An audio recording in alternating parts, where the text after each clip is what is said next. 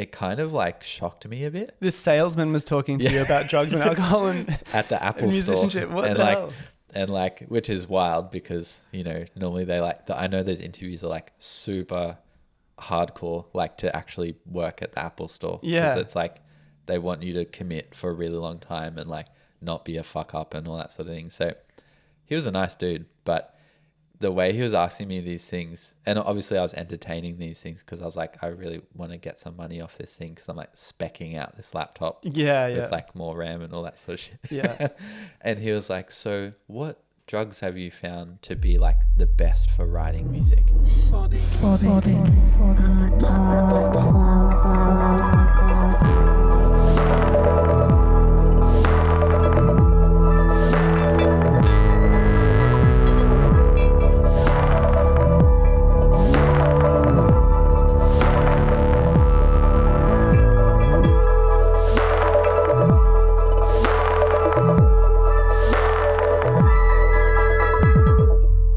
Try not to vape on camera. You can vape on camera. No, but I don't want to. Oh, okay, you don't want to be seen. I don't want to encourage that behavior.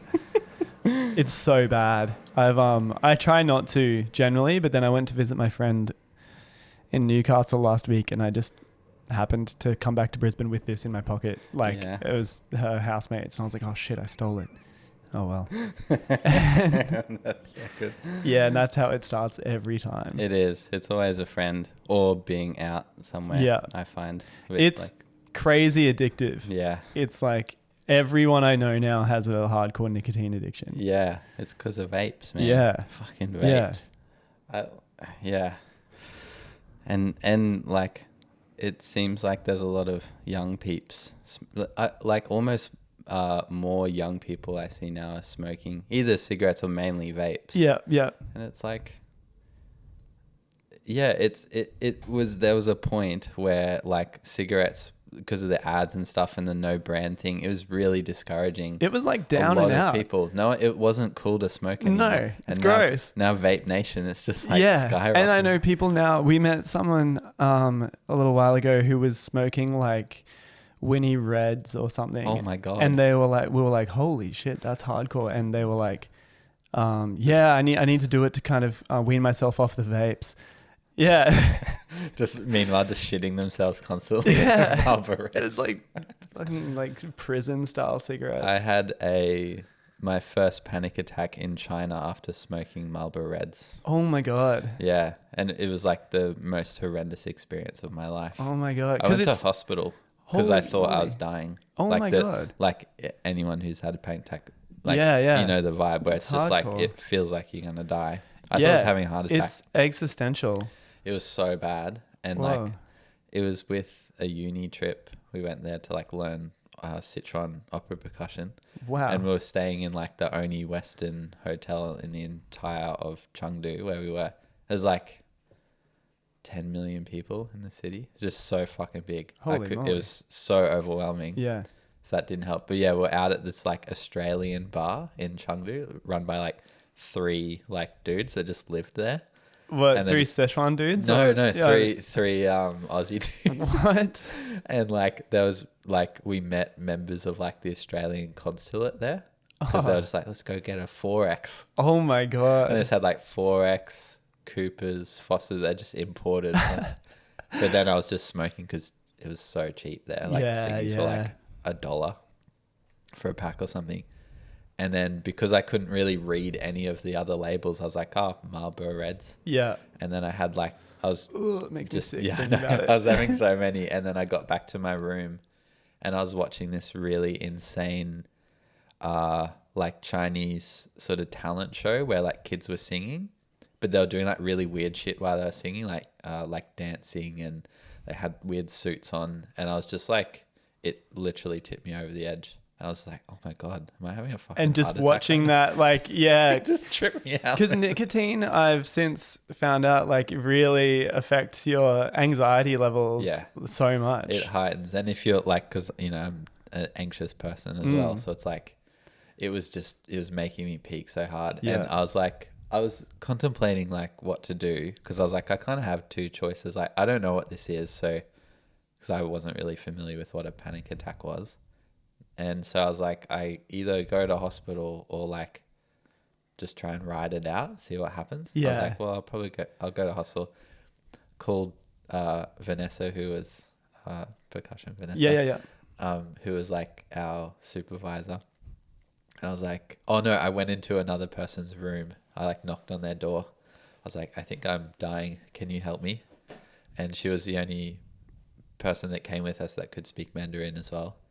And so I was like, I think you need to call Vanessa. We need to go to hospital. Like, I'm not doing well at all. That took like every single ounce of like motivation to go do that. Because I didn't know what the fuck You're was going on. mid panic attack. Oh my God. And so we got in this taxi. We went with our interpreter and Vanessa to the hospital.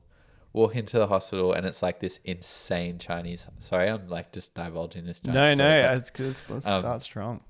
This is like a pretty big low point in my life. Yeah. But yeah, I went in there and I was like only white person.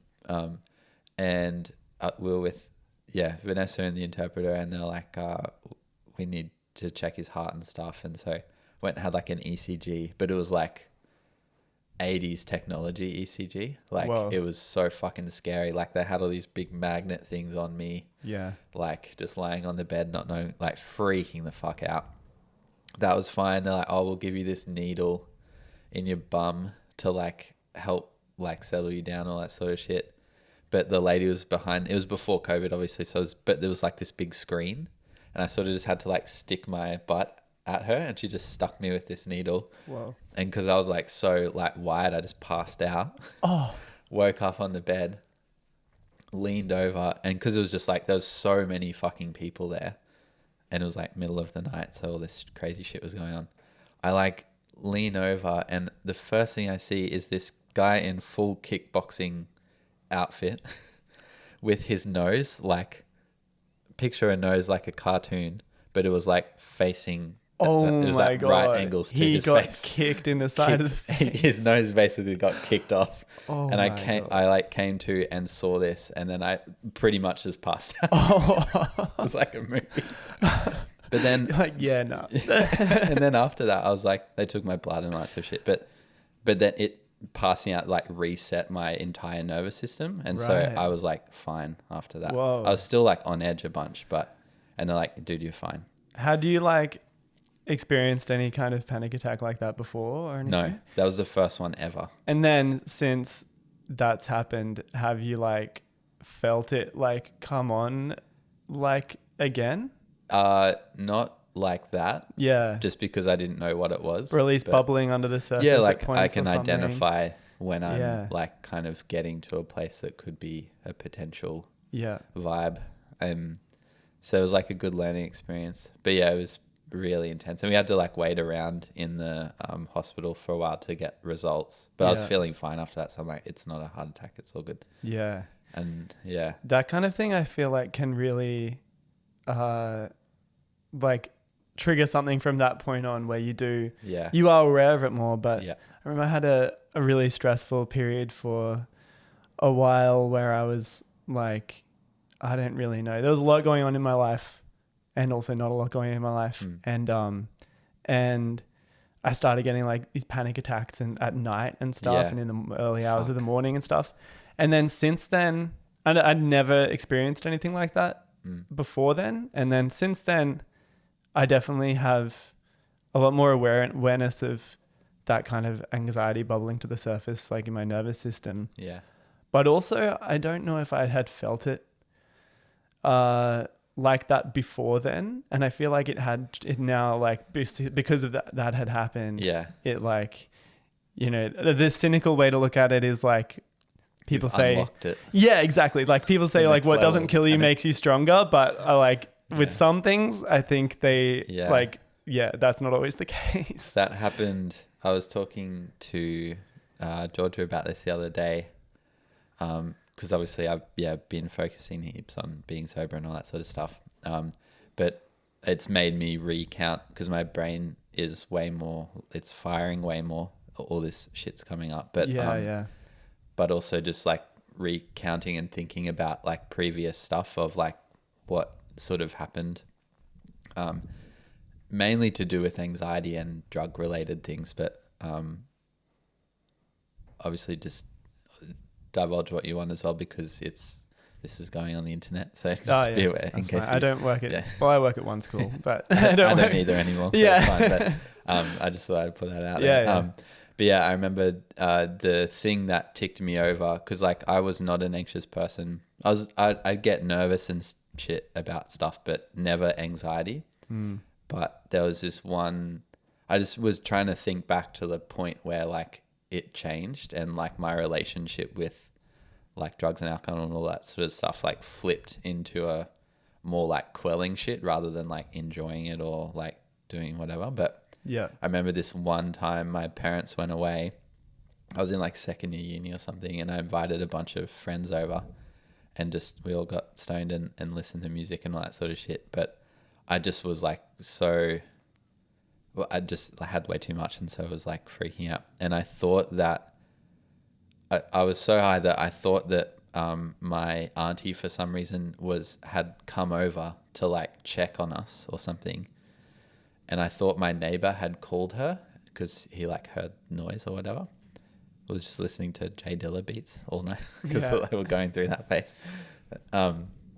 And I thought that had happened, but it wasn't. It was actually my sister coming home, but I forgot that my sister lived with us. Right. And so I was like, I just went through this huge, big, like fucking freak out, and then realized it was her, but then also was like, oh, you're still in school and I've got all these people around and it's probably not the best environment for you. Fuck. And then I just spent the night, like looking back, I was having a panic attack then, but I didn't know what it was. I was like, oh fuck, I just feel really weird. Yeah. Yeah. And I thought it was just from like drugs and stuff. Obviously that had unlocked it, but it literally, a couple of days after I'd felt something in my brain, literally it was like a switch that had been flicked of like, you can now experience this anxiousness now. Yeah. Because you've somehow reached it through this weird pathway. Yeah. And I was like, fuck, that's literally the first moment that I felt it go in this other direction. Yeah. Yeah. The brain is so fickle. Yeah. And it's fragile. We like play around with it so much with drugs and alcohol and stuff. Yeah. And they can have really like positive effects on your life too. Yeah. But even in your 20s, I know that like even like the onset for like borderline personality disorder and stuff is something that generally happens, I think, a little bit earlier for women, but for males like in their like mid to late 20s. Yeah. And all that stuff just doesn't help at all. Like it's pretty scary how easy it can be to like fall down that. Yeah. I've had a couple of friends go that way. Yeah. That have just done so many things to do with drugs, mainly drugs, not necessarily alcohol, but done silly things with alcohol. But done so many things that their brain chemistry has literally just flipped, and they've become like different people. Yeah. And like, we had a friend that like sort of was in this drug induced craze and launched himself out of a hotel room into a pool and missed. Holy shit. And he's alive and okay, but he completely changed as a person. He was like a literally different person. Right. Obviously that's probably from the fall, but came from those things. But that physical thing doesn't have to happen for your brain to like be, something happens. And it's wild. And totally. Like, and I think I've found the only way to, for me at least, I like can't do that anymore, but just because it's been a long descent into like being kind of shit. But like some people have really great relationships with drugs and alcohol stemming from self-control and like also just like good understandings of things. I feel like that if you don't have a good basis or understanding and can chat about stuff like as a young person, I think you kind of like you're fucked from the onset, especially when you're young, abusive or something, or exploratory, maybe in a bad way. Like when you're young, you generally, and I'm talking young, like younger than me. Yeah, I'm 31, but like, but even now, anyway. But I think especially when people are younger and they don't know, they don't have an awareness of themselves and stuff as much. They think they do, but they really don't like know what's bubbling under the surface. Yeah. And that comes out too. I remember it happening like, because I've thought about this before, and I remember it happening a lot too when we would have like parties in high school and stuff, and people who had not had like the like most supportive upbringings, or even if they had really beautiful upbringings and had something else going on under the surface or anything that they're not even aware that is there yet. Yeah. And everyone getting drunk at parties when they're like 15 to 16 and stuff. And they're like, it all just comes to the surface and it's such chaos. Yeah. And I'm like, I'm not one of those people to be like, you know, I think if I was to have children, I wouldn't be like, no drugs and alcohol ever. Like it's really bad for you. 'Cause it can be also a really like, you know, experiential thing in life. Yeah. But yeah, I can definitely see how, how, like when, like I'm surprised how relaxed some parents were back then about about looking it all. back. Yeah. Like, why did you let like 20 teenagers into your house and just drink? And buy shit for them? Like some of my experiences were like that. Yeah. And like, I'm like, holy fuck, that literally set me up. Not it's their fault, but it provided this environment where I could like do whatever the fuck I want. Yeah, totally. I remember that happening, like literally that exact thing happening when I was like 14 and people flipping out on the street and stuff like that. And the parents just being like unaware of any of this happening. Like they had no idea. But I remember people just fully like really mentally having like, you know, and some of those people I know went on to have like a lot like more serious mental issues in their life and stuff too. Yeah, it's pretty it's real. Wild. And I think that's like, I'm watching this show at the moment by Judd Apatow, written by him, called Love on Netflix. And there's this Australian actor in it called Claudia O'Doherty or something.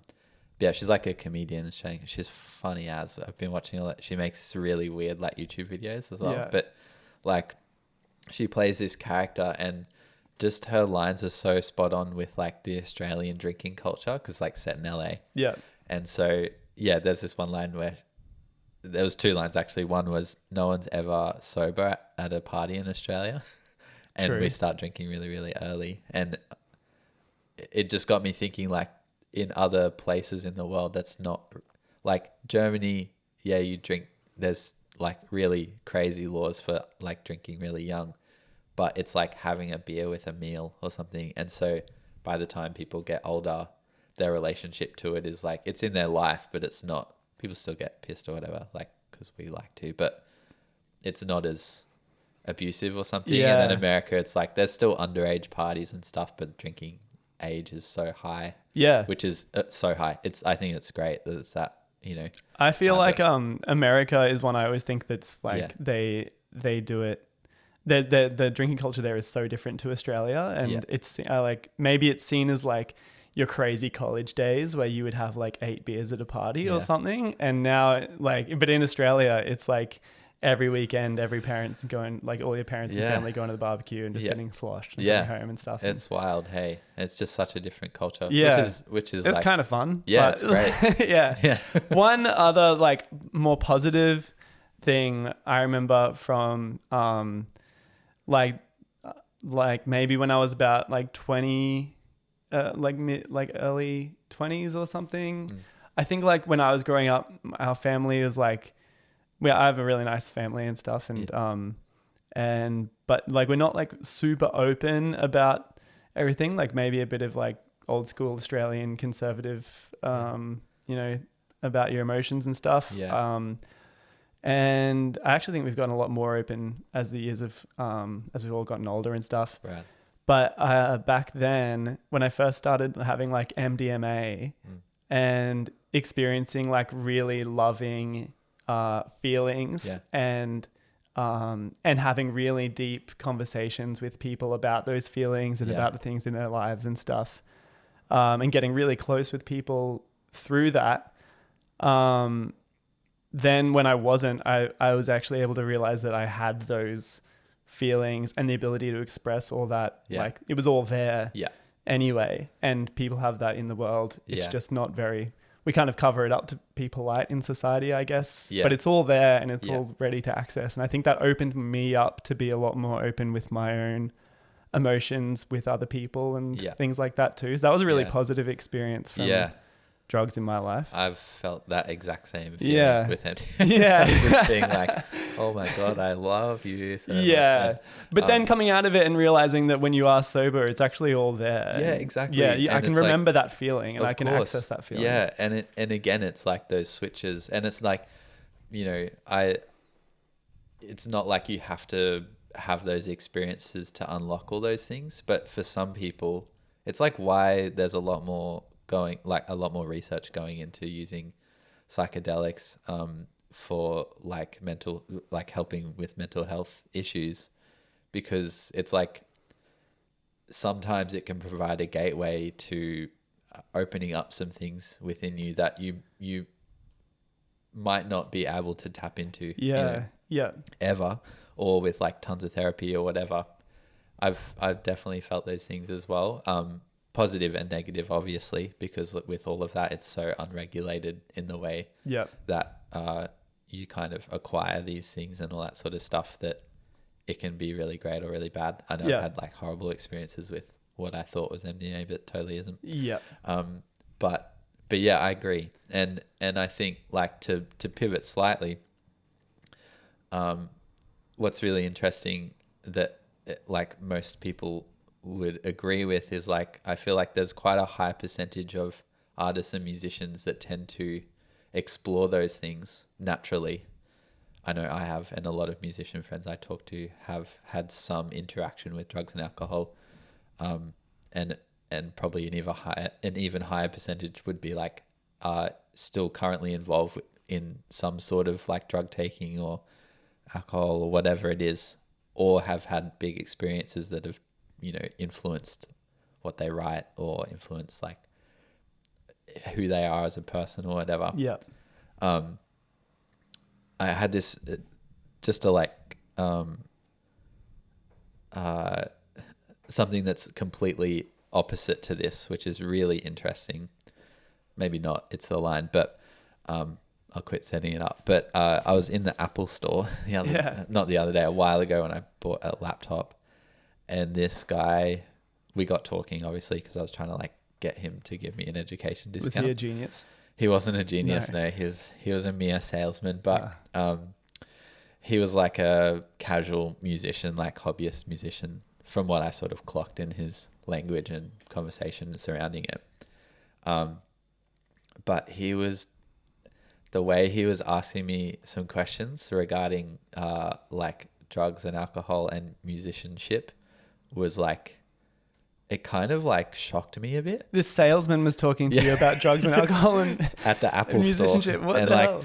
And like, which is wild because, you know, normally they like, I know those interviews are like super hardcore, like to actually work at the Apple store. Yeah. Because it's like, they want you to commit for a really long time and like not be a fuck up and all that sort of thing. So he was a nice dude, but the way he was asking me these things, and obviously I was entertaining these things because I was like, I really want to get some money off this thing because I'm like specking out this laptop with like more RAM and all that sort of shit. Yeah. And he was like, so what drugs have you found to be like the best for writing music? What? And I was like, what the fuck are you talking about? I was so shocked. And I was just like, how did it even get to the point where like drugs were like even in the conversation at all? It was weird because it was pretty out of the blue. Like we were talking about stuff and I must have just looked like, I don't know, people say weird shit to me because I have like long hair and stuff. Yeah, it's a mullet for sure. Yeah. And I was just like, dude, I don't write stone. I don't really, like I used to heaps. Nothing really fucking good comes out of it for me at least. And like, maybe if I would have a beer or two and make some beats or something, but my concentration would not be, and I think that's the thing is like, it was so shocking because that was only a few years ago. So I was in a place where I was like, you know, using a lot of alcohol at that point, but also just not in a productive way at all. So when I was writing, I was like pretty much sober most of the time. Yeah. Because I'm like, I need to concentrate. I want my ears to be great. I don't want to lose focus. It's I annoying. I find it annoying when you right? you don't have a clear head. And I find like I used to play sort of under the influence heaps, but like that cut out way earlier than when I stopped drinking or whatever. But it's annoying as well because I would fuck up and be annoyed at myself, or I wouldn't be able to like focus, or I couldn't listen properly because I'd be distracted. And it's just like that sort of approach of him asking, it just sort of hit something in me where I was like, you don't really have an idea of what you're kind of asking just because of the way that you're asking it. And I was like, you should just write like just in your bedroom, don't do anything. Like and then you can actually learn and focus. Probably is the best way to go. But it sort of was so shocking. What did he? Because he expected you to like name to be drug. like, this works the best for making hip hop. This works the best for making classical. It's like, what the fuck, like, and there's a lot of musicians that function really well, like using drugs and that sort of thing. And I would go as far to say as they would probably function way better not within that zone, but for them, whatever. But there's no judgment. But it's to sort of like pull it in a nice little bow. I feel like those things influenced a lot of decisions and have built who I am as a person. And then that influences my art. There's not a direct line between like drugs and alcohol and like being really inspired, or I know I've had amazing fucking ideas whilst tripping or whatever, but like I always fucking forget them because my thoughts are moving so quickly, or like, it's like you're in a completely altered state. So making music using those things or whilst on those things it doesn't really translate. Yeah, it's very romanticized. Like the like drugged out musician like creating these like divine beats or something from this other place, or as well like even like the depressed musician who can only write when they're depressed, or you can only write when you're struggling or something. Yeah. I feel like there's a lot of conversation in like recent years about how like a lot of people feel like they can only really be fully comfortable and relaxed and creative when they aren't struggling. Yes. And that's what actually helps them, I don't know, it's something that we've been told like through stories of like Jimi Hendrix and Jim Morrison and stuff throughout our whole lives about how the struggle and the drugs and everything like that creates this amazing music. Yeah. And most of the time it doesn't end very well. Like that's why, both those people are the 27 Club. Yeah, exactly. I was just about to say it's like all of those and I finally like now I'm like I don't know, I turned 29 not that long ago, but looking back at the 27 thing, it's like I understand why people would reach that zone, because it's about 10 years or so of making music properly, either like using drugs and alcohol like intensely, probably from 17, 18 or whatever. So when you get to that point, I know when I sort of hit that age, it was like there's a lot of splits in the pathways or in the road or whatever, and unfortunately those people like just couldn't pull themselves out of those things. Also quite a different time, but that shit's still happening, all the time. And again, no judgment for anyone who is like making music that way and living that way and stuff too. So all great people doing a lot of like amazing things, and some people function really well like that too. You do you. There's basically and like all of this stuff, the one disclaimer we can because it's obviously it's like just our opinions of things, because that's our experience. It's all we can talk on. So do what you want. But I think I think a really big proponent I've noticed of talking about that particular thing is Phoebe Bridgers. Yeah. Like where like that album Punisher just exploded, and then people were trying to understand what was going on and how it was written and things like that. And it's like, I hear her say this a lot, being like, it's written about a depressive period of her time, of her life, and it was written after that. And she's not feeling like that anymore. And she's been able to write about it because she feels good. Exactly what you're saying. Like, it's hard to function. I know if like, a couple of months ago in a horrible place and just couldn't write anything because my mind isn't even thinking about music. It's like thinking about all the shit things. Like, and so, it's also thinking, your mind's thinking about how you're not making music, and that also like makes you this horrible spiral, cycle. and then you can't like, you know, Yeah. And so I think at the end of the day, it's like, and I think like lifestyle, I've been thinking a lot about that as well, like how to figure out a way to live my life so I can be productive a lot more than I have been, and how like what I eat and what I drink and exercise, or how I even work and my space set up, and when I feel like I can work properly, like what are all those things to kind of, how can I make that repeatable? So I can actually like make stuff consistently, and that makes me feel good. It's wild. Like, I went through a little like depressive couple of years probably, and I probably didn't realize how depressed I was for a little while. And like a few years ago, but I think one of the things that helped me get out of it was how much I like started to treat myself like a part of me was a manager for myself, and setting up things just to make my own lifestyles workflow easier for my future self kind of thing was kind of the main thing that kind of helped me move forward and get out of that patch, because otherwise I was just like me trying to dig myself out of the hole, but I was in the hole. And trying to actually manage myself has been like, and that comes with managing your own emotions and things like that too, which is, and understanding them, and like being able to identify patterns that might not be the best for you to engage in, or like or what music makes you feel the best, or like what kind of work environment within music allows you to feel creative and productive and heard, and all that stuff. It makes such a huge difference. This week literally I listened to a lot of like really messed up true crime podcast, and I really like it. Cool. I have like I literally listen to them like going to sleep and stuff. I just find it really soothing. I think it's just this, it's like the person's voice, and it's like story time, and you just like, you know, you get a little bit of a bedtime story kind of thing. Totally.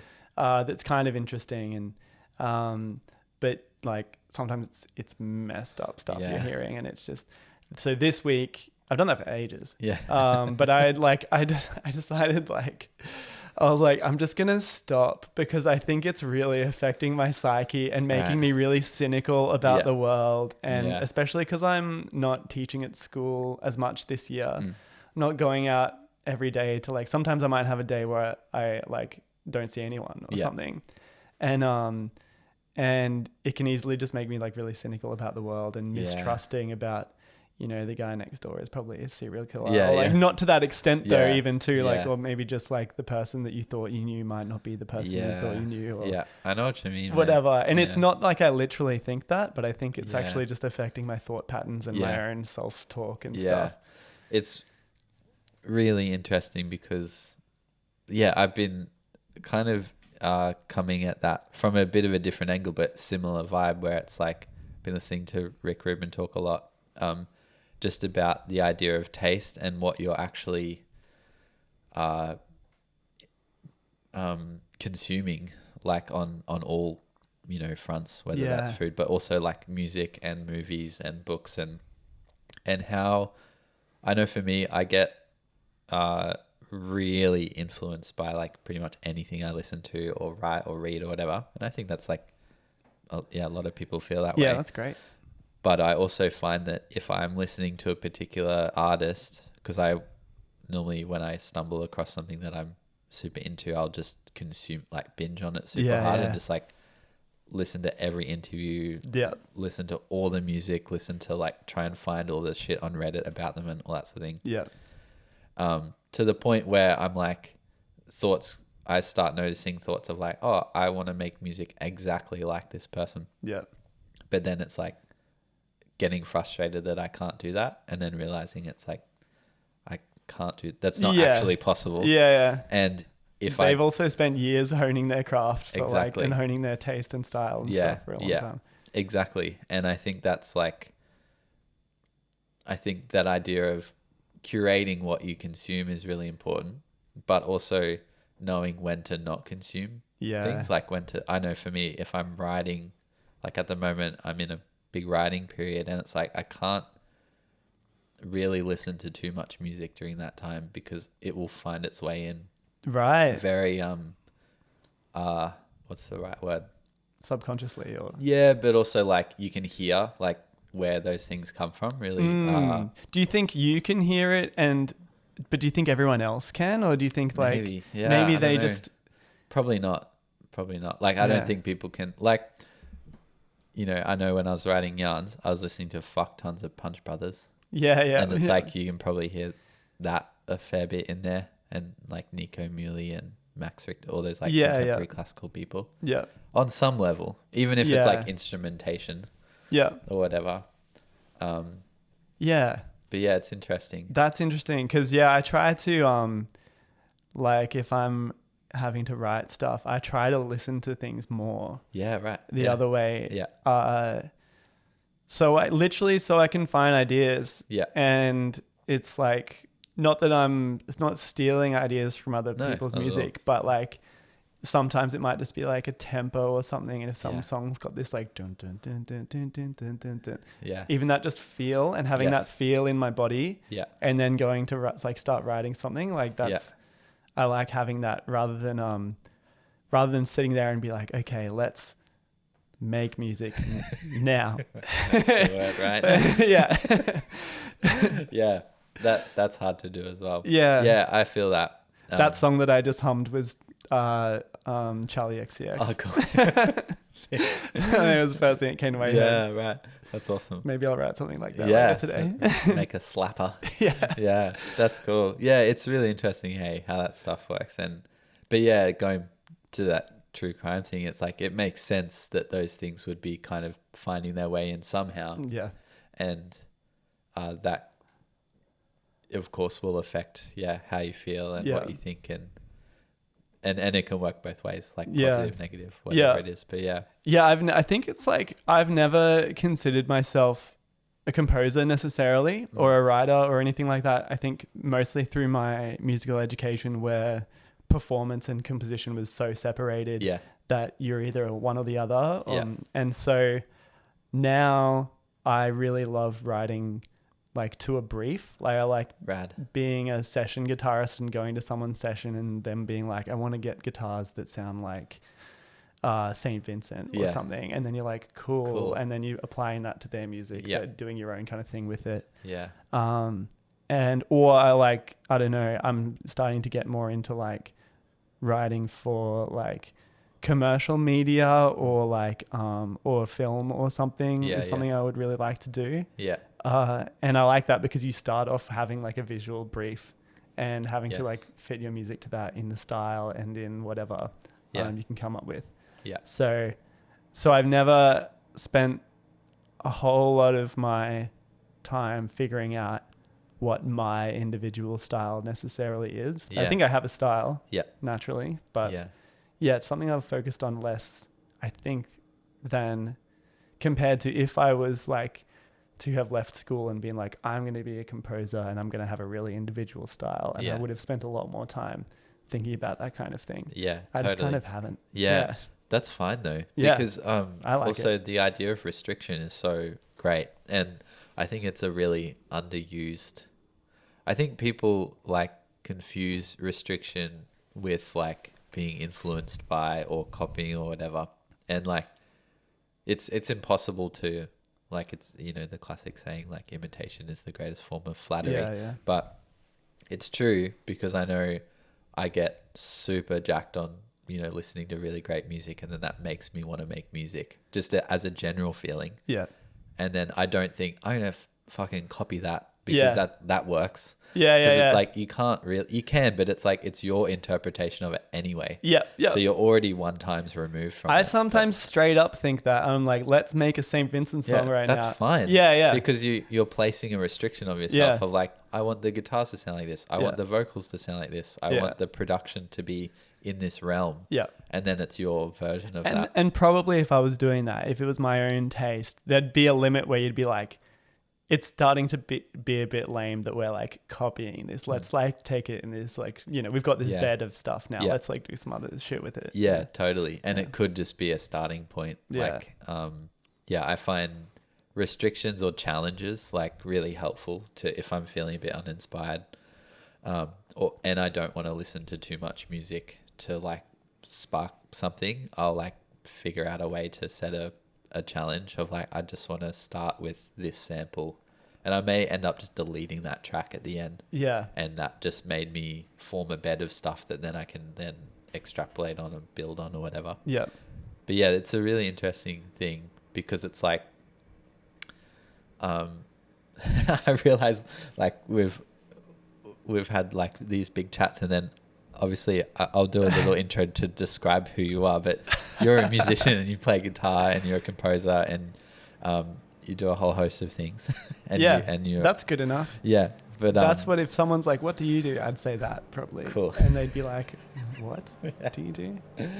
Sounds like doesn't. Oh yeah, garbage truck or something. What day is it today? I saw your bins out. Yeah, I saw a it's nice garbage bin day lid today. stand up there as well. Oh, a little BLS. Yeah, but it was like, whoa. The whole room is vibrating. We can just chill for a second. But I saw this. It was like a bin lid stand, but then it was tilted on the road, so it was like two angles. Oh my god. It's pretty wild. Yeah. Does that face me? That's a wild sound. It's crazy. Is that like? It's definitely amplified by these mics. Yeah. This house is quite, like resonant. I think. Yeah. Shaky, really nice. basically. It's I can't like, I don't know exactly what happened, but our landlord was telling us that for some reason in the construction of this house, it's a really quirky house, and it's they didn't do enough beams in a certain direction, so. So it pretty much just leans side to side because all the beams are going one way. And it does. It like my door one day will not be able to open because it's scraping against the ground. Right. And then the next day it'll just be like swinging freely like 5 centimeters above the ground. It's crazy how much weird. It moves. Yeah. Like how much like we had a house in Gordon Park similar. Like if it rained a little bit and there's a bit of humidity, the door would expand and you just literally couldn't open it. Out the back door. We had that at one point. Our landlord came and like planed down the door a bit. Just shave a bit more. Yeah, exactly. That's wild. Yeah. I feel like the Garbos moved on to the next street, I which think is cool. you might have. So you're someone that's gone through classical training, and studied classical music, and but I wouldn't, if I'm thinking of the very first like sonic image that I have of you, it's like playing an electric guitar, with some really interesting sounds and a very like focused musical intent, and someone who listens a lot and responds accordingly to what serves the music the most. Cool. That's really nice to hear. I don't think I've ever been summed up before. That's really nice to hear. Thank you. And we've also played together a bunch in different things as well. And I find that talking to classical musicians who have received like formalized training and then moved in their own creative direction and not decided to like go into education or like write a PhD, or because I know you've done your master's, or like kind of take a more classical form of. I didn't finish my master's. Oh, that's but fine. Yeah, you can put that in. I just needed to say that. I got about 95% there, and then I struggled, and then I decided not to do it. That's fine. I know that was a rough time. No, I'm pretty happy with that decision in the end, actually. Yeah, no, I back it. Yeah. That's fine. Morty's going on. Maud's going off.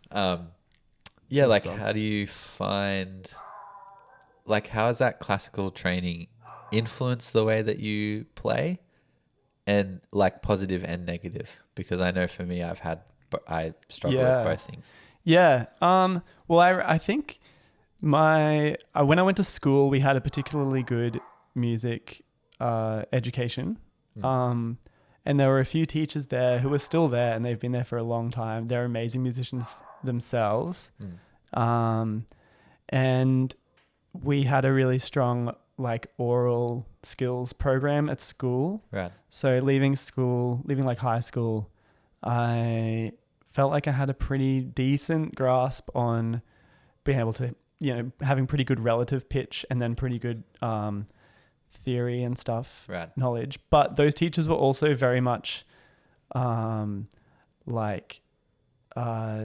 wasn't any specific focus on classical music or any kind of genre of music. Right. They were very much like from a background of gigging musicians themselves, and they were like very much about teaching practical music skills. That's awesome. And really high level like theoretical knowledge and oral skills and musicological knowledge as well, but using all of that to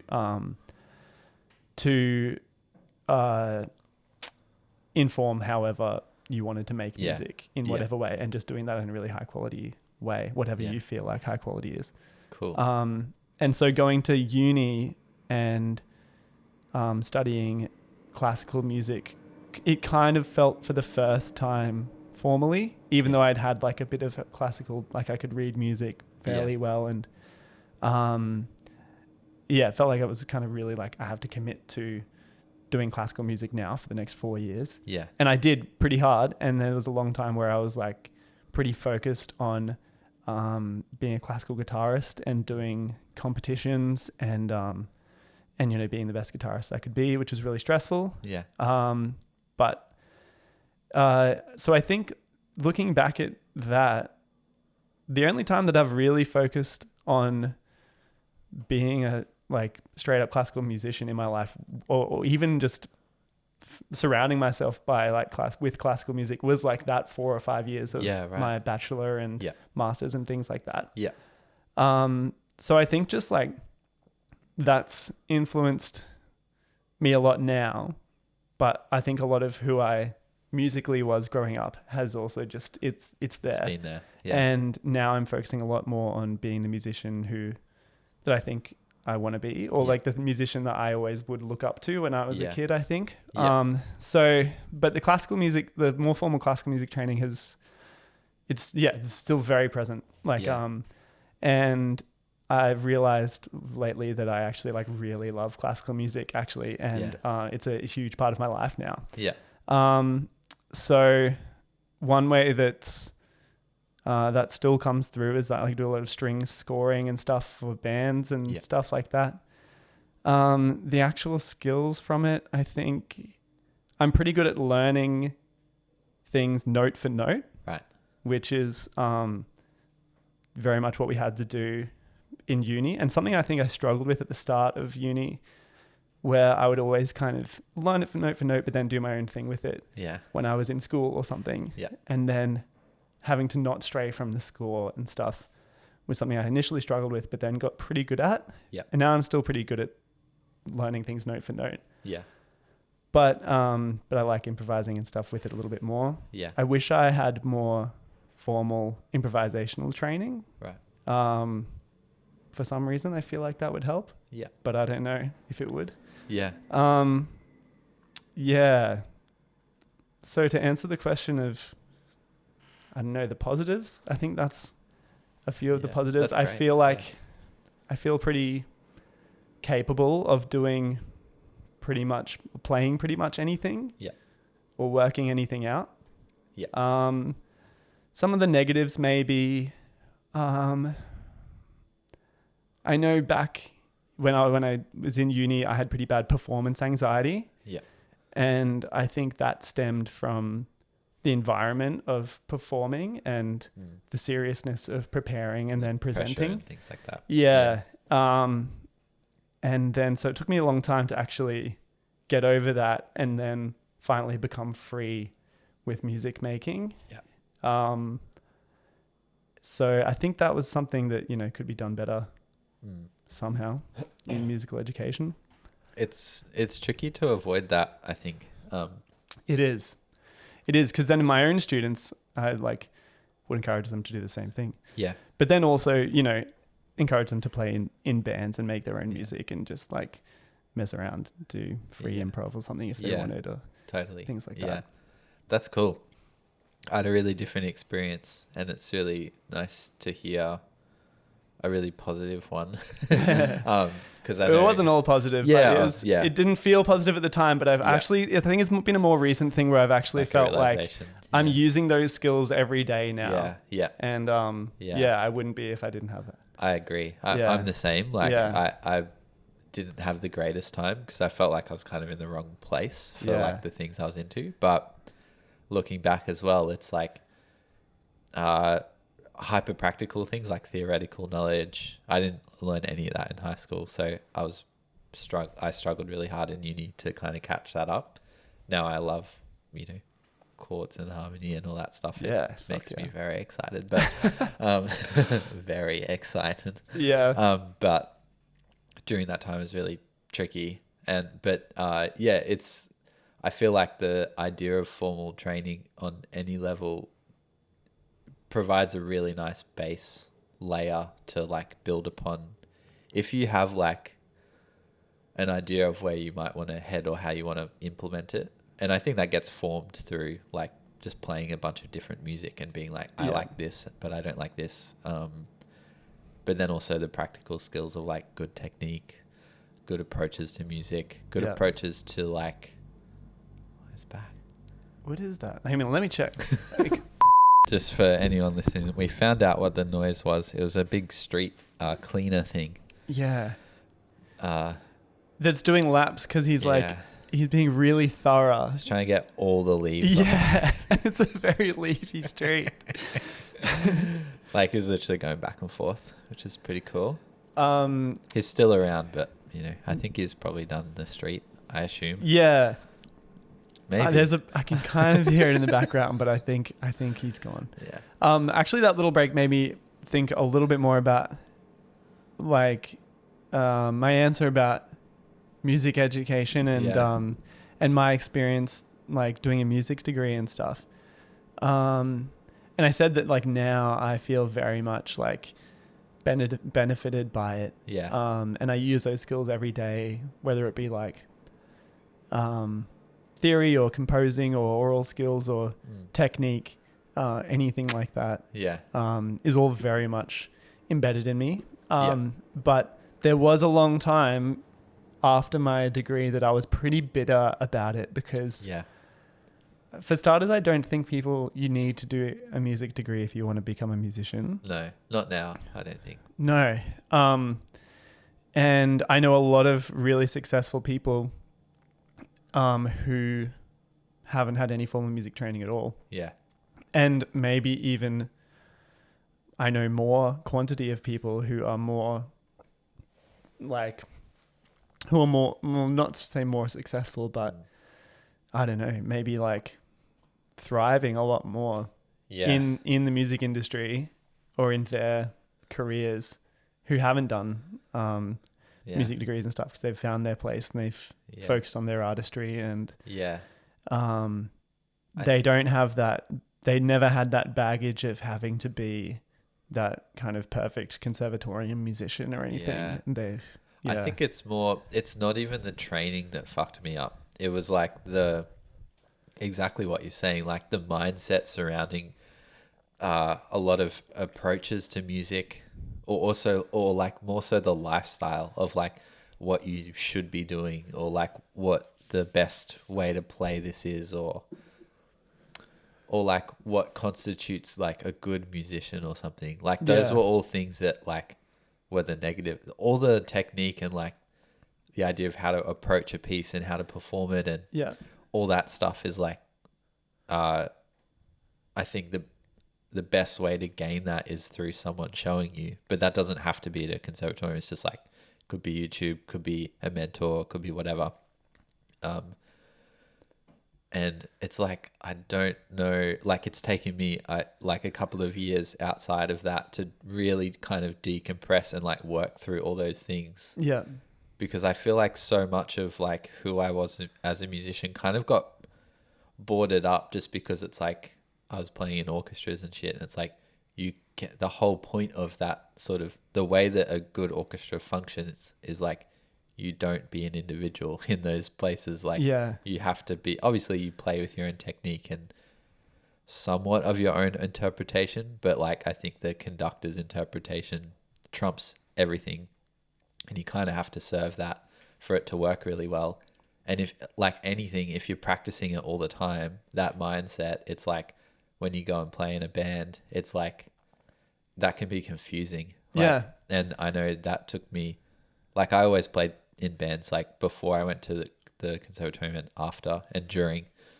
And so that didn't, like I always had that to kind of balance me out. But I feel like a lot of people hadn't been in that zone if they're at the conservatorium because they want to play in an orchestra or something. I feel like there's different industry standards of like quote unquote musicianship where if you're playing in an orchestra, you need to sound like an orchestral musician. Like if you're playing timpani, you need to like not only have the skills to be able to like follow your part and play at the right time and everything like that, like basic kind of things, but also make the timpani sound like people want a timpani to sound. Yes. And like I think a lot of conservatorium education has that as the standard, and you're trying to bring people up to that standard. Yeah. Whereas in pop music and stuff, there's different standards. It's like, what unique thing can you bring to this session? What like attitude and style can you bring to like the thing you're recording or something? Or like, I don't know, there's different levels. When I was in uni, I was obsessed with like when I felt like I just really wasn't being the musician I wanted to be. I remember saying like, all I want to be is just a competent guitarist. Yeah. But I think there's different levels of competency. Yeah. In or different standards of it and different types of it in different fields and stuff. Yeah. And maybe that took me a long time to realize, but then a bit of time as well to then practice being the musician that I wanted to be. Yeah. At the end of the day, it's all just my own standards. Yes. Yeah. That I'm trying to meet anyway. So that's actually a bit of a relief to realize that, because you realize that the answer was within you the whole time. You were fucking yourself over the entire exactly. Oh my God, man. My whole life is a battle against myself, to be honest. Yeah, I agree. It's that's super interesting. And it's like, you're right in the sense of I feel like it's just that environment can kind of exacerbate I like that word in that sense. It does exacerbate it if you're like, I just want to be really good. It's like, cool, you can be really good like this kind of like all of these other people, and that's what you have to be aiming for. I find it so interesting that it's like it's almost the polar opposite within any kind of contemporary I say pop, but like any music non-classical music outside of that is based on individuality on a lot of levels. That's obviously like, you know, amazing guitarist pairings in bands, you know, that play as a section or something, but it's like there's still two individual people meeting and deciding to do that. It's not like a string section or something. It's play. It's like Angus Young and Malcolm Young in AC/DC or something. Yeah, like, exactly. Beautiful guitar ensemble, but like for sure. But it's like they wouldn't, you know. It's like I love that more than I love like an amazing like string. Well, actually, no. I love an amazing string section,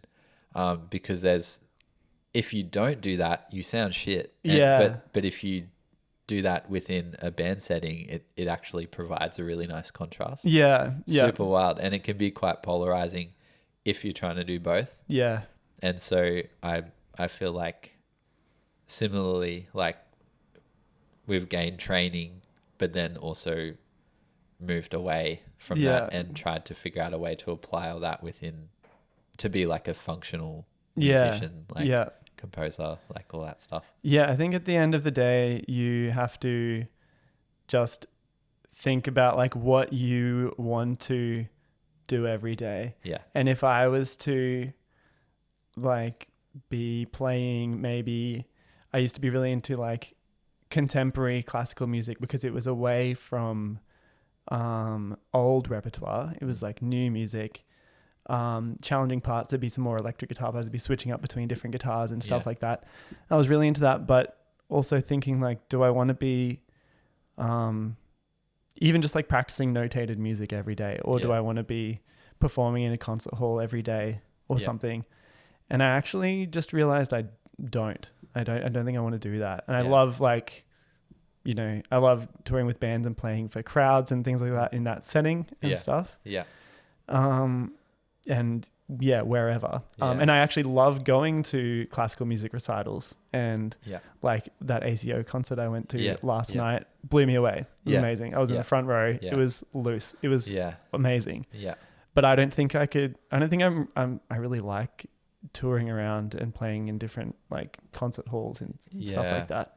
But that's just, it took me a while to figure that out. I'm the same. That I've sort of decided that probably the end of my second year of my degree. Yeah, right. Because I was just like, I played in a bunch of orchestras by then and was just like, fuck this. Just because I didn't feel like percussion parts as well. Like they're either like you play timpani or you play a really dense mallet part or you play the triangle. And I was like, I just want to play more. Like actually be on my instrument more. And I was playing drum kit in bands and I was enjoying that way more. And I dig the formalized idea of a concert within a concert hall, but I also like hate a lot of things about that as well. And I think it like sets up a really great listening environment because people, you're there, the focus is like so direct. And when someone like ACO plays, it's like demanding your attention because of the way that everything is set up by like dress code's kind of loose now at QPAC, but I see a lot of people in like polo shirts and stuff, which is fine. I dig it. I also like the weird little like classical like person inside me is like, what the fuck are you doing? Dress up nice. That's funny you say that because I went last night to that concert. I was sitting front row center. And I was wearing like this cardigan, and then I was wearing this Shania Twain shirt with like glitter on it and like sexy looking Shania Twain, like big picture of Shania Twain on the front of the shirt. And I didn't even like, and during the first piece, my cardigan was kind of open. And I'm not sure if I saw some people like looking at that shirt. Maybe I was just all of a sudden self-conscious about it because I was in the concert hall. That's the point, is that I was self-conscious about it because I was in the concert hall. But then in the second piece, when I realized like maybe that's distracting or something, I closed my cardigan up. So I was like, you don't have to look at Shania. Well, there was a part of me that was like, you know, like, fuck it, I should be able to have, wear whatever I want. But then I was also like, well, they're doing a pretty good job, so I'll just like, you know, I won't distract them too much or whatever. That's their reward, is they don't have to look at it. not because they were playing well. I just mean, I think the politeness in me was like, okay, like I'm not going to be a dick. But the fact that I was like conscious about that, what I was wearing is pretty weird. It's like, wear what you want. I don't get that's sort of when I get like super judgy. I think that, but it's like even just the idea of like just how like the seating is set up and the lighting and like the acoustics of the actual place, like it's built for acoustic classical instruments to perform music like that. That's what sounds the best. And I think I've had this realization in the concert hall a couple of times where I'm like, I read David Byrne's book a while ago called How Music Works. And he talks a lot kind of at the start about how like place and the venue of where you play really kind of sets up what maybe music can exist within it, and breaking that idea can be super cool as well. But also it can be sometimes detrimental to the music. And like, so I hear a group like ACO play and they sound phenomenal within the concert hall. And then I went and saw like Grizzly Bear or something, amazing band, but they played in the concert hall. It sounded so shit because it's just amplified guitars, loud drums. Yeah.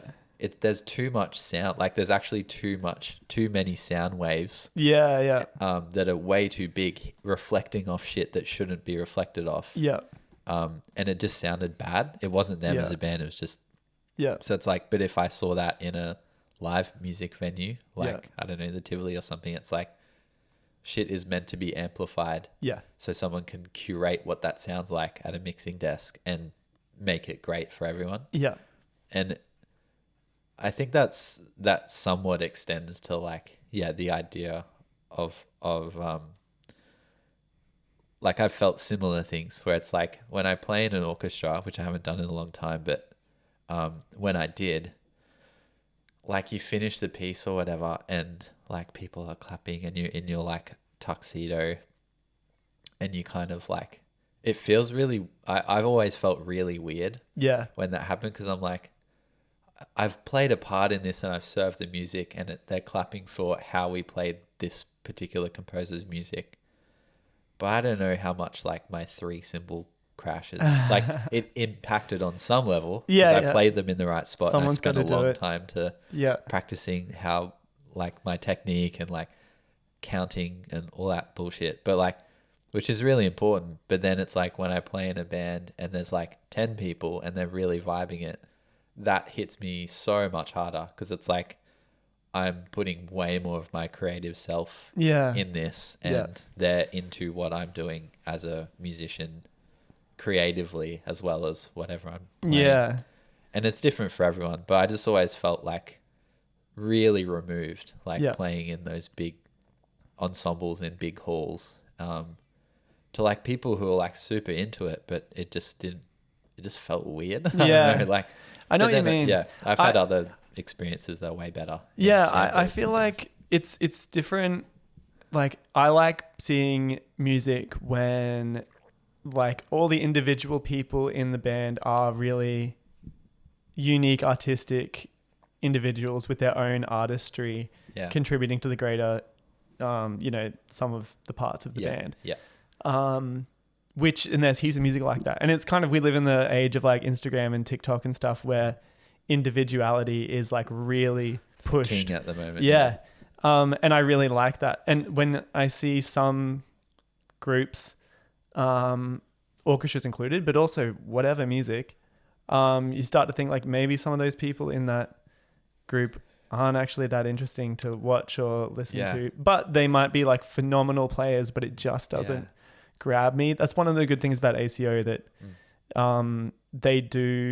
there is a sense of individuality with all of those players, a little bit more than maybe some other orchestras. But one thing that really like put me in the right direction with that kind of stuff, and actually I think really revived my trust in how good like classical music and classical training and the concert hall can be, is when one year Karen Sharp couldn't make like half of the Townsville Chamber Music Festival. And I went up and played some things with some of those people up there, and they're like, they get like some of the most amazing soloists from around the world. And they all play chamber music with each other for like 2 weeks in Townsville, and it's incredible. I played this piece that was by, oh my God, I can't remember his name. He played in the ensemble too. Oh, cool. And it was this really cool piece for like small chamber group with a steel string guitar. Every single person in that group was like such an amazing individual musician. And just so free and easy. They were all really good improvisers. They were just really top level musicians in every sense. A lot of things, and it made me realize that like that's what we're aiming for. It's not just to become like a boring classical music player. It's to have this full like roundness of overall musicianship that you can use to express whatever kind of music you want. And they were totally classically trained and everything. But it was their sense of individuality and like virtuosity and all of that just and warmth and depth and artistry and humanity when they played was just so inspiring. Yeah. That's sick. And I think that idea of depth is really huge because it's like there's a lot of, I would say ACO, I would go as far to say, controversial statement, that Here we go. cancel me. They're the best, by far the best string ensemble in Australia, by far. And I would say it's also, they still obviously are an ensemble, so the ensemble mindset exists, but you're right, the idea of individuality is celebrated a lot more. And I would argue it's because Richard is like someone that has incredible depth in his playing. He writes stuff, he arranges stuff, he plays the shit out of the violin, but he also plays with a lot of different musicians and curates a lot of projects that are really like they're connecting a lot of different musicians from and people in general, like you know, artists and like surfers and like all that stuff he did like down in King Island. I don't know if you've gone deep on that. It's like it was a couple of years into him being the artistic director, and he's been artistic director for like a long time now, right? Like 30 years? Like he started when he was, I can't even remember, like early 20s. Yeah, he was pretty young because he was like a freak when he was young. But he's like surfed his entire life. Yeah. And so he did this collaboration where it was like ACO, but it was like him and his partner who's like the Satu. Yeah. Him and Satu and like the cello player who's in it now and maybe Timo, I think. Yeah, Timo. Or Julian, what's his name? Yeah, with the glasses. Oh yeah, I think his name is Timo. Yeah. Tippy, something. What, that dude? Yeah, that guy. Yeah.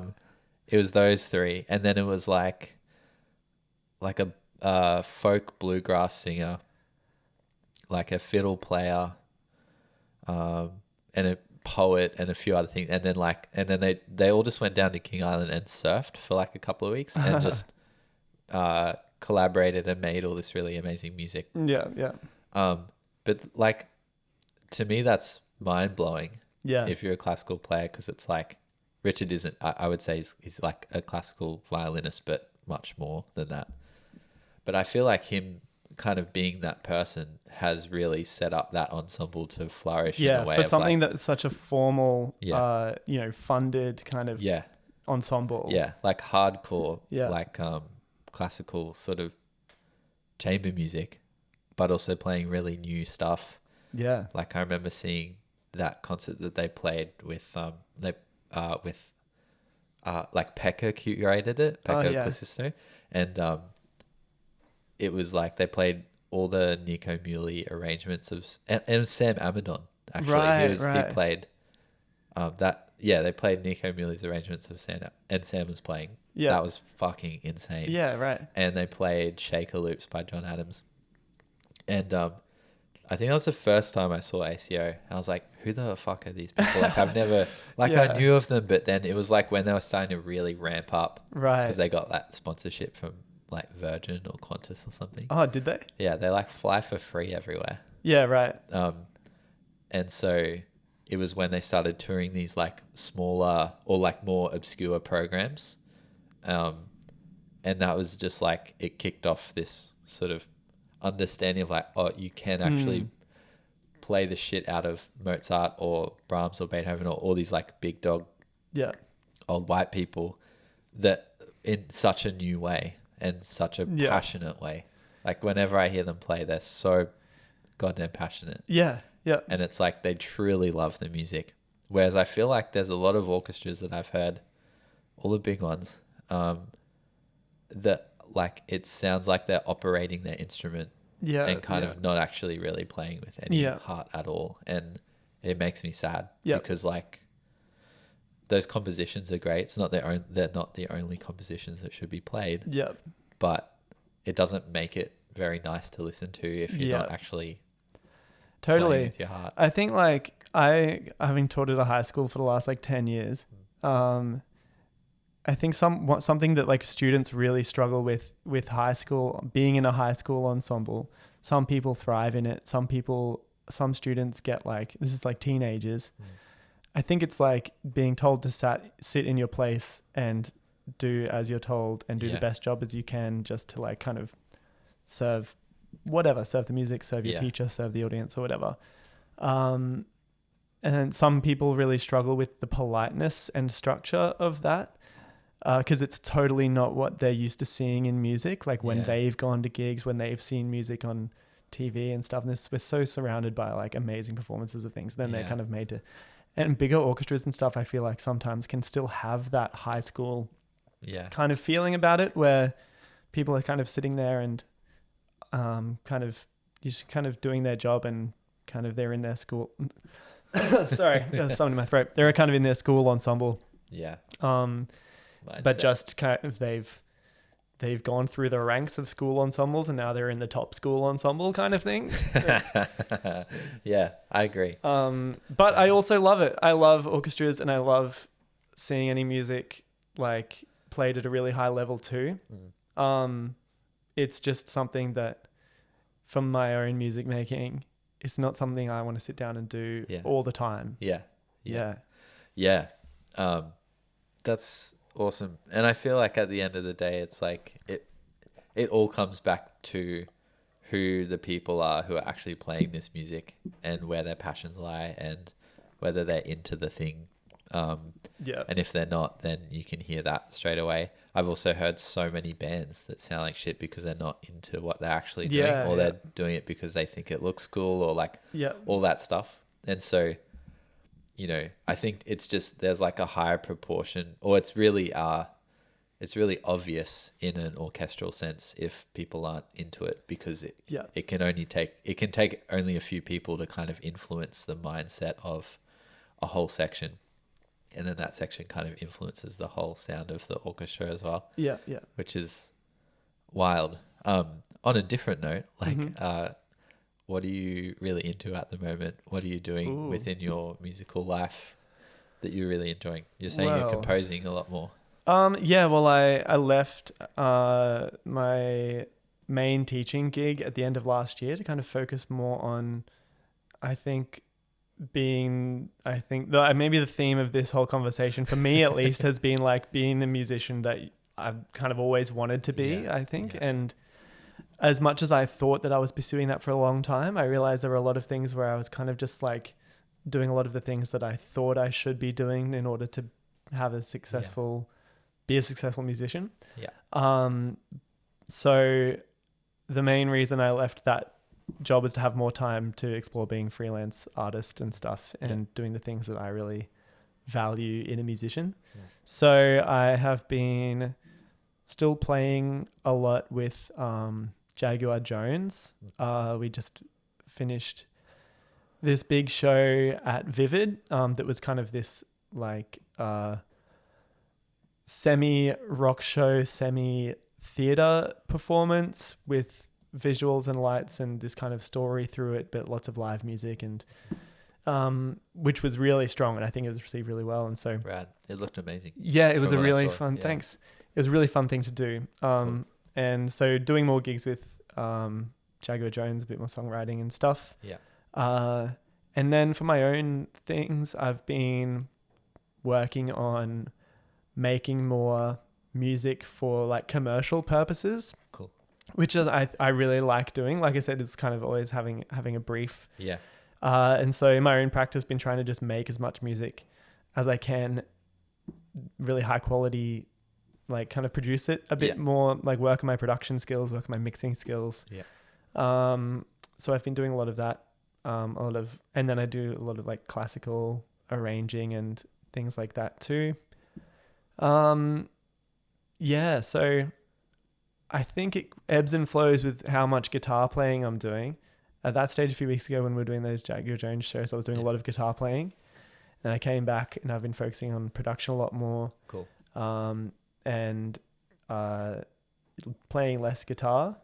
But then in a couple of weeks, me and my housemate Jack, who's also a guitarist, are playing this kind of free improv gig at one of Ben Shannon's gigs. Is that the junk bar?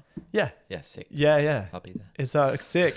We did this show a few years ago that was like me and Jack, where we just had this open spot to do anything we wanted to do. And we did this kind of, we set up like a clock in the middle of the floor with a bit of butcher's paper around it. And we marked like what we wanted to get through as the clock moved through the hour. Rad. Yeah. And kind of had spoken word. It had different guitars and all this stuff. It was pretty much just as free as we could make it, but trying to make it as accessible as possible as well. Yeah. So we got that coming up. So basically at the moment, I think I'm kind of taking the time to explore my options as a musician and kind of work on my skills that I've always wanted to work on more and haven't had the time to do.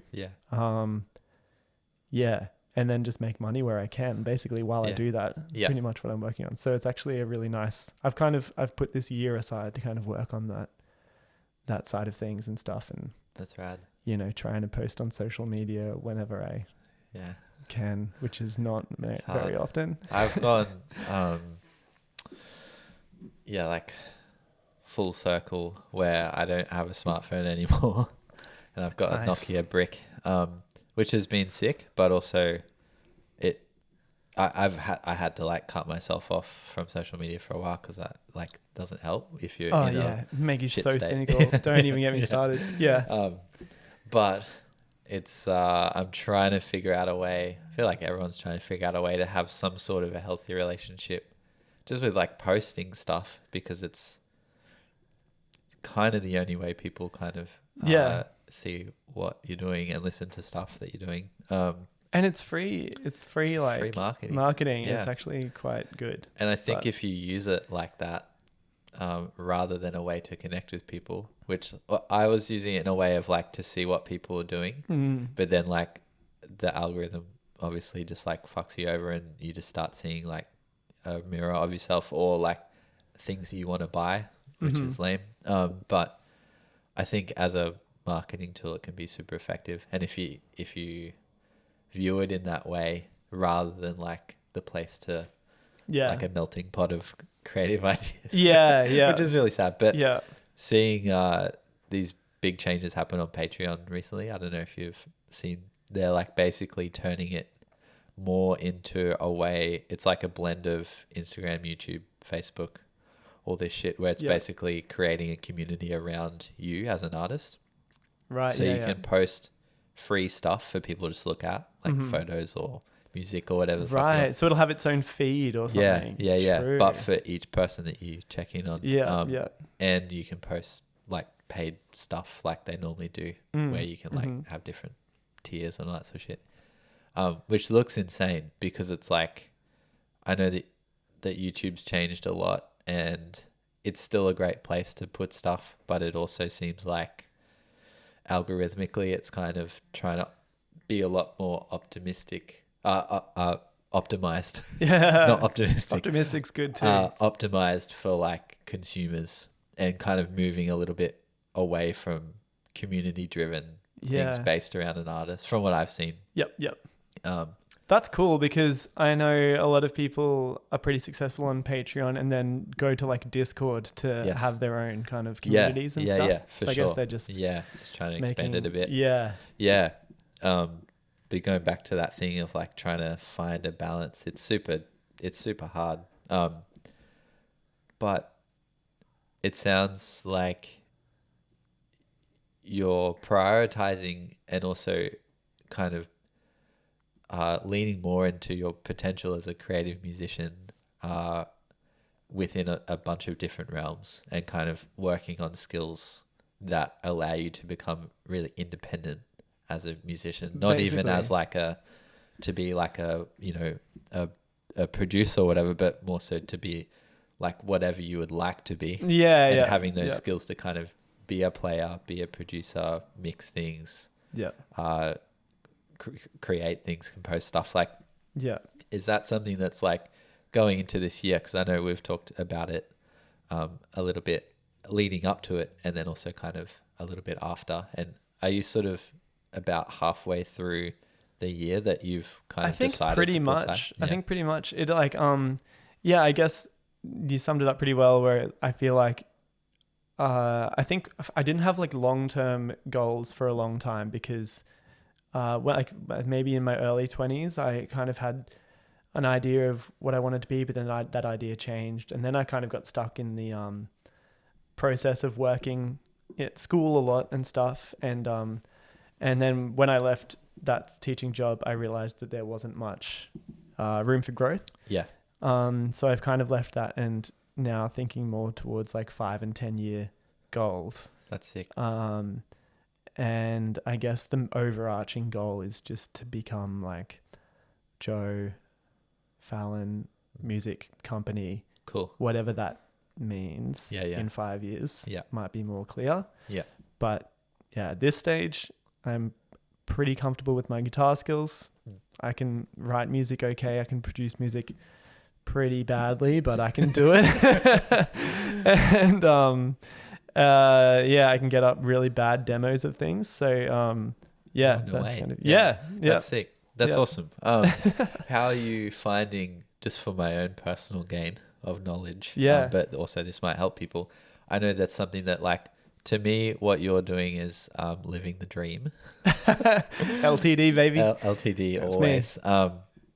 And I guess like with any living the dream vibes, there's a balance, and it's the freelance lifestyle is one of balance always, but it not necessarily being the perfect one. Financial verse, all that stuff. Yeah. How are you finding? Because I know for me, I kind of had to like quit my job because I had to get sober and do all that stuff. But I also was struggling really hard with the idea of working a bunch in something that I wasn't even, it's like nothing to do with music, which is nice and refreshing for a while because I'd left 10 years of teaching to do that. But now I feel like I've had that break, and I've kind of like finally like chilled out a bit more and starting to feel like drive and all that stuff coming back. Yeah. And also trying to think about what do I want the musical landscape of my life to look like, but also how do I LTD it and be a freelance musician and be able to juggle all these things. How are you finding like sort of pulling those different streams of income and different streams of creativity to kind of pull it into something that allows you to live and function? Well, I think I'm in a good, relative to what we're talking about, I'm in a good place to be able to LTD because I don't have like a long-term relationship I'm attached to. I don't have a mortgage. I could pretty easily move cities right now or something. It wouldn't make a huge difference compared to where a lot of people are. I don't have a kid.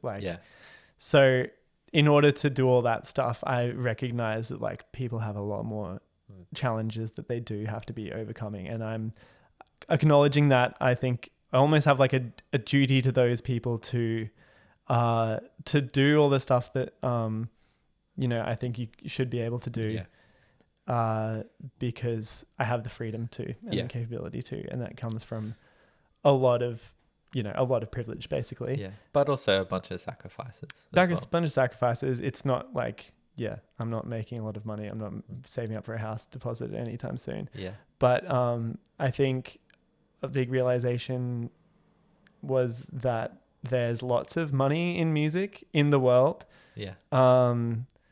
And you just have to find a way to, like, we get taught that you need to be like a starving musician and a struggling musician and a poor musician your whole life if that's what you want to do to sacrifice for your art. And it is a struggle and it is a grind, but I think there's not that money is the be all and end all, but you do have to kind of function. And if you do want a family and a house or whatever you want one day, like, money gets you there in the way that we have for sure everything set up at the moment. So I think that's kind of, at this stage, I'm getting income from wherever. I'm still teaching at a primary school before and after school, so that's like where I'll get a lot of my kind of my rent and stuff from. And then various gigs that I'm doing, I'll get payments from that and things like that. At this stage, keeping afloat. Awesome. There'll be the start of the year, I did some Uber Eats driving. Yep. To get some money for rent and stuff. Cool. I haven't needed to do that since then, but I'm happy to if I need to. Yeah. At this stage, and then, trying to figure out, a lot more about what I want as a business model for my own kind of structure of my own career as a business. That's sick. Yeah. And I think it's a really nice transparent way of looking at it. But also I think a lot of people don't realize that, like, to exist within any industry, there's an element of business, and or just the idea of recognizing that money can, like, income, but also money can create opportunities. Yeah. But also, like, any industry is run from, because we live in a capitalist society, it's like that's how it works. Mm-hmm. And I think it's kind of, I know for ages I was so stubborn with not acknowledging that, and because of the way that I've been taught and the mindset around, like, just being a starving artist and that being really honorable. Yeah. And then realizing that that's fucked because it's so stressful. That there's like a limit of money to exist, and I just want to earn that. Yeah. But for ages I didn't even want that sort of.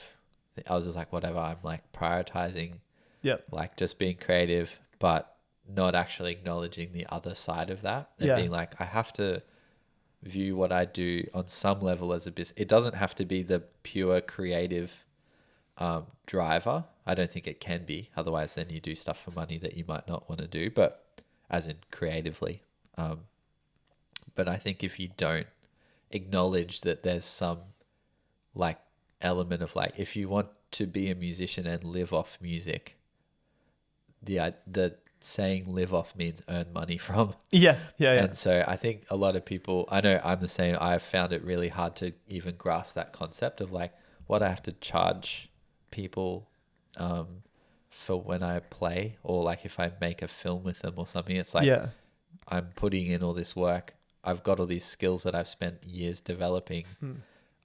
That exchange helps with, like, my motivation to do it as well, and edit the thing that I don't want to edit, or like usually and not that has to, like, rule every decision or guide every decision, but I think even just the acknowledgement of it is kind of, I felt really life-changing, because it's like, okay, where can I earn money in this element, but then I can keep this really sacred and really safe. And that could be from a completely different job, like teaching or driving, or whatever it is, like, that can supplement it. But I know for me, I was doing 5 days a week of that. And it was, like, crushing, because I was so tired, I couldn't actually make the music. So I just viewed myself as not a musician for a while. Yeah. Which is fine to do, but then it's like, I think striking a balance between juggling all those things. I know for me, I enjoy my life a lot more if I'm, like, juggling all these different things and trying to make it work, and having some more time to make music, rather than, like, just working full time and then being like, oh, well, I'll play one gig this month or something. Yeah. I think we, especially coming through, like, the conservatorium kind of education and things like that, not putting it on the conservatorium, it's more of a societal thing, and then an internalized thing for us, that we don't value music making very much. We don't value, like a recording or something. It has, like, we don't value it very much as musicians ourselves, even, like, we struggle to actually put a value on that kind of stuff. And if you look at, like, all your friends who are, like, photographers and photo editors and stuff, and wedding photographers, something like that, they make bank from taking photos and editing them. And they're really skilled people. It's because people, I don't know, for some reason, their photos and visual stuff, graphic design, has a lot of value associated with it. Yeah. And then you'll be like, oh yeah, and then you'll pay like some musician $50 to like put some music over the top of it or something. Yeah. Whereas like it'll be like that's a $1,000 job to put music over it or something like that, you know, Yeah. doing it well. And I think it can be, and you kind of need to like push your own value, and people will value your own. Yeah, it's your like own a work. standard thing, and it's like also the, you know, a rising tide floats all boats in the sense of if there's a communal idea around that, which I think is slowly changing, like I think because of the internet as well, and people just communicating and talking about this kind of stuff a lot more. I think the idea of charging for your work, whatever it is, as a player, as a composer, producer, recording music, producing it, whatever it is, that takes time and skills. No, not everyone can do that. And so if you're investing all this time in yourself to learn those things and practice them, it's like it makes sense to be charging whatever you feel comfortable with, because you're spending all this time doing it. Obviously I still do like 1 million free projects because I creatively it's going to feed me a lot more. But then there also has to be things that you do charge for. Yeah. One of the reasons I made the distinction of conservatorium education too before is that there's a lot of focus on doing things when you're in music school for development of your own skills. Yes. And you'll do everything you'll do there is for your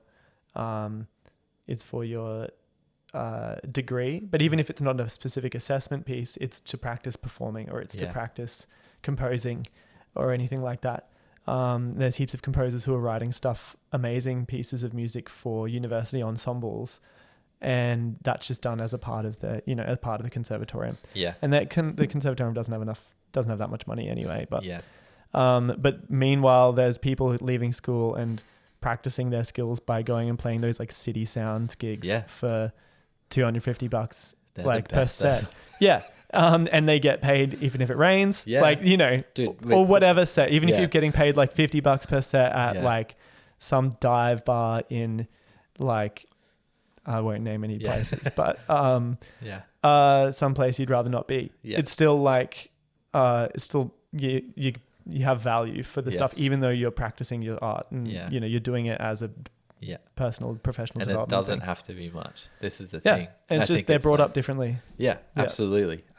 I agree. And I think I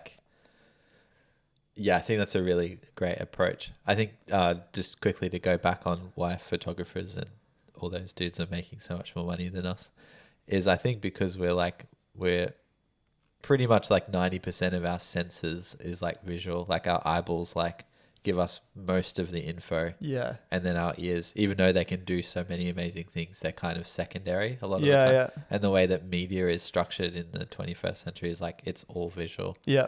And so it's like to the point where like people have to put subtitles on fucking reels now because people don't watch it with sound. Yeah. And it's just like, how are you supposed to be a musician? Like, and get people to actually turn the fucking sound up on a reel if there's subtitles going on? That's like the norm. Yeah, well, it's because you might be found out if you're on the toilet. Exactly.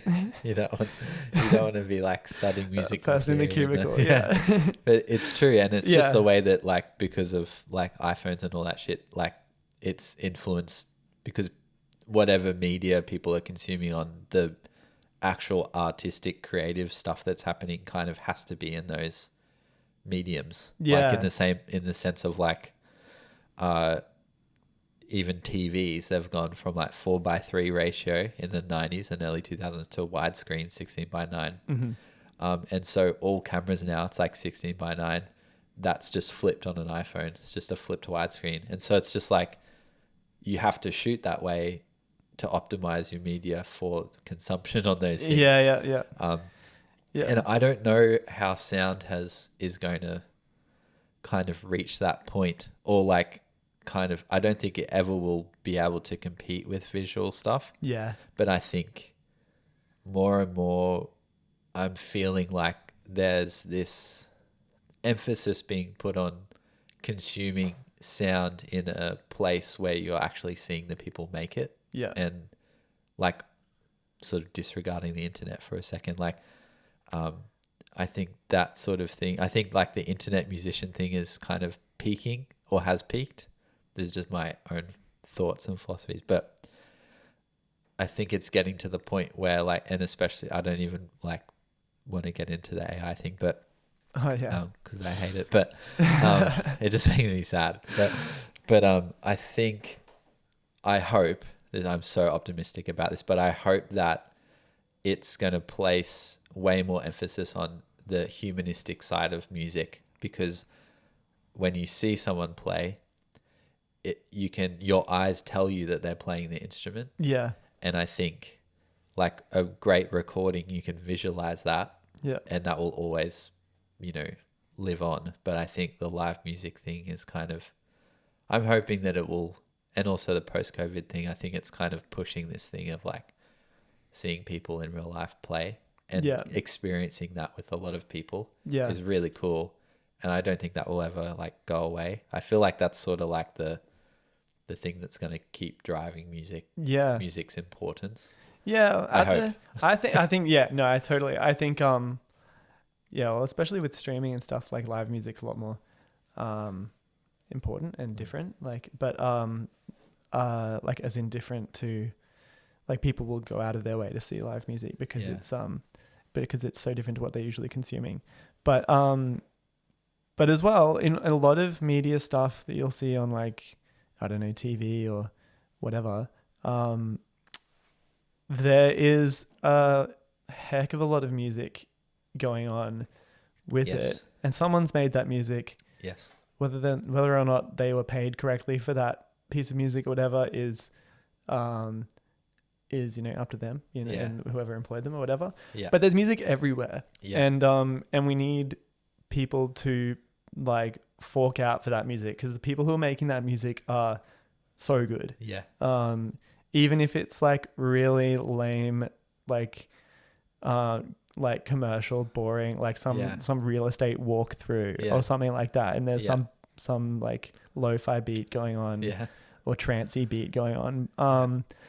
It's still someone made that, and it's getting played, and they should have, even if they sold it to that person, I hope they sold it for a good amount of money. Yeah. Because it's got good value and it's everywhere and people use it all the time. Yes. It's like, it just kind of goes unnoticed. Yeah. Which is sometimes the calling card of a good, for example, film score. It's like you shouldn't be able to notice it's there, but you should feel it. Yeah. It dictates the emotion of the film. Yeah. Like 100%. Yeah. Yeah. And I think the only, actually I'm not even going to go into the AI thing, because I think it will just, it's a rabbit hole that's spiral. Just sad. Yeah.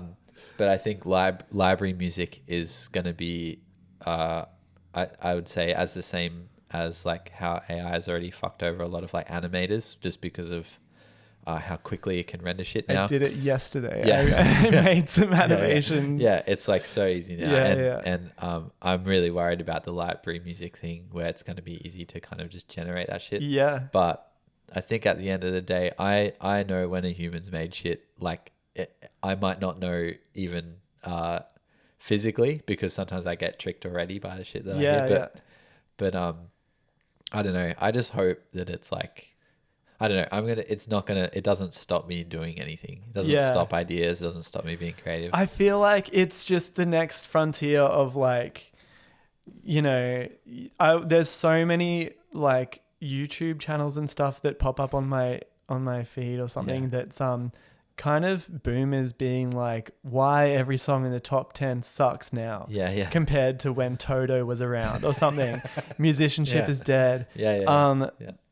I don't know, is that just the new frontier we got across, is like AI is gonna be the next thing, and I don't want to be that boomer being like, you know what, like we used to do all sorts of there'll be, you'll have to make music. There'll be like a place for someone who can make music. You just gotta figure out that place. Always be there. And it's like a lot of the people, like I get scared about just because of how quickly it's moving, but it's not. People got scared when computers were invented. And they were like, they're gonna fucking take over the world. Well, they didn't. Well, now they are, but not back then. But yeah, it's just like, I think it's having its moment because it's new and so many people are talking about it, and because of the internet, it's like we're all just discussing it because it's like we're seeing it evolve in front of us. Yeah, and so I think that's just why it's so present. But it doesn't like, I went through like a big freak out of like, why the fuck even try now? But I think it's like because I want to still. It's gonna take some like regulation, I'm absolutely, sure. yeah. But it's like the self checkouts like ruined the checkout chicks role or something. It's like now I just get free avocados. You do not. You do not. Caleb College. Yeah. So yeah, it is scary and daunting to think about, but so is everything. Yeah. Yeah. Life's scary, man. So is the internet. So is like computers. And it's like, it so just is like depends. automobiles. So Of is course. like yeah. paved roads. Yeah. Yeah. It's all technology, and like, it's just where it's at the moment, and that's cool. Yeah. And I want to really trust the smart people who are in charge of regulating that stuff. Just for my own peace of mind. Well, yeah, it can take up a bunch of time that you might not want to spend thinking about that, because I know I spiral so hard about all that shit, and it bums me out. And it's like, if I just don't give it it's the same thing like with me using a brick phone at the moment. That might not be forever, but for now it's great. I've never felt better, because it's like I'm so disconnected from social media at the moment that it's just like sometimes I have a peek on Instagram like every few days on my laptop for like 10 minutes. But also because I'm not interacting with it, my algorithm's completely fucked anyway. So it's like I just see random like ADHD memes for some reason. I'm investigating that. Why that's the thing. At the moment, but one of my friends started a new Instagram, and like before any of his info was in there, apparently he was just getting a whole lot of Bollywood content, because like I guess chances are if you live in the world, you're from India. If you're in the population. It's like the highest populated country these days. That's so wild. I think I've restarted my Instagram account maybe 3 times, and it's beautiful. It's so nice. It's like, I'm gonna choose my friends again. But yeah, it's one of those things, and I think it's like becoming, if you can develop skills within those areas, not even like if you learning how to make, anyone can make a TikTok, but like the idea of learning how to produce and record things and like pull a good guitar sound that you like and all that stuff. I think it's becoming more and more important, because the individualized culture is kind of, it's where like music's kind of hanging out at the moment, at least in like the popular format. Not to say great bands don't exist still, that's true. That's sort of not really what I'm talking about, but like as in like just the idea of even just understanding how recording works and how like 808s work or something like that. Even if you never use them, it's just nice to know what those things do, and like you can identify that in production and recordings. And I think it informs the new technology and stuff anyway. I was like, there's that. Have you ever listened to that podcast, Hanging Out with Audiophiles? I love that podcast. Yeah. Jamie's my boy. Yeah. I listened to like the Quartet one the other day. Oh, sick. And I've listened to that one. And some of it they were talking about, I think Quartet had recently, like because of COVID, gone through his like all his physical files in his house of all these like samples and stuff. Yes. And that he'd had since the 90s, and they were like meticulously like because he keeps like categorized and everything. Like a sample journal kind of vibe. That's his and then but the conversation went into, my point is the conversation with those two went into like what they used to have to do in the 90s to make music and what is available for them to do now. But they were like, great, like so cool. They were like, I haven't delved into something like Splice, which is like a subscription based sample library, but you don't have to have like all of a sudden all the stuff that they've like spent their whole life collecting is kind of irrelevant. Possibly you could make that argument, but I don't think it is. It's all just, but all of their knowledge, obviously they are like some of the amazing artists, and all of that information that they've kind of all the knowledge that they've collected over the span of their careers is not irrelevant now that there's much new technology. It's just they use that technology in the way that, or they might not even want to. Like, it's and their ear and it's their artistry, and everything that Yeah. makes them a musician is what allows them to kind of thrive still. Exactly. Yeah. And I think that's still the case. I think like what's so good is that about music is you have to fucking practice and you have to dedicate time, like any art, to it to be good. And people still understand that and still can kind of like identify that while they're consuming it. Like same as like a film or something. It's like if you don't have a great team and you don't have a great DP and you don't have a great first AC or whatever, a great producer, the film won't be the best because it's like that requires all those people kind of working together, but also bringing all of those skills, same as music. It's like if you don't practice guitar, you're not going to be good at it. And that's, you can't just like skip to the end. It's like you could make an AI like, you know, solo fingerstyle guitar track or something, but it's like you haven't played it and you know you haven't. So it's like, who cares like whether that's great or not? It's just like, I love the idea of it being a lifelong thing and just dedicating my life to making shit that I really like, and that's enough for me. Like I'll die happy if I do that. And that's been like a big thought in my brain recently of like, why the fuck am I wasting all this time in a job that is making me unhappy, that is completely removed from music, and it's, you know, making me drink more and all this stuff, when I could be like making sacrifices, and also acknowledging my privilege of being able to live at home still. Because if I wasn't doing that, I'd be working full time. I wouldn't be happy. I wouldn't be doing, like, even thinking about this stuff. So it's like, has to be acknowledged, but also being like, okay, this is the opportunity, like step through the door and try and make the most of it while it is still a thing. And I think people still, because we're human, we still understand that dedication means something. You know, and artistry means something. Totally. And even if it's not like technical ability or knowledge or anything, but if someone's artistry is like they can scream over the top of some track and it sounds amazing and everyone loves it, and that's got so much value. And it doesn't maybe take maybe that doesn't take years of precise work or thinking, but it's still artistry, and it's still valuable, and it's still awesome, and it's still like, you know, it's worth a lot of money. For probably, if that person's able to figure that out. Absolutely. Rad. I reckon that's probably a nice place to leave it. I'm worried about the camera turning off soon because I'm going to max out the memory. Or the battery will die. I'm happy with that too. I could also stay here all day. Same. And this is why I've been thinking like maybe it's better to just do audio, because it's like, I was literally this morning, I woke up and I was like, I'll charge the camera and I should just do it because then I can like cut reels or whatever the fuck. But then I'm also like, I don't like worrying about it. I don't like thinking about it, but I know that's a decision for me to make. The more we go on to, the more you have to edit anyway too. So that's true.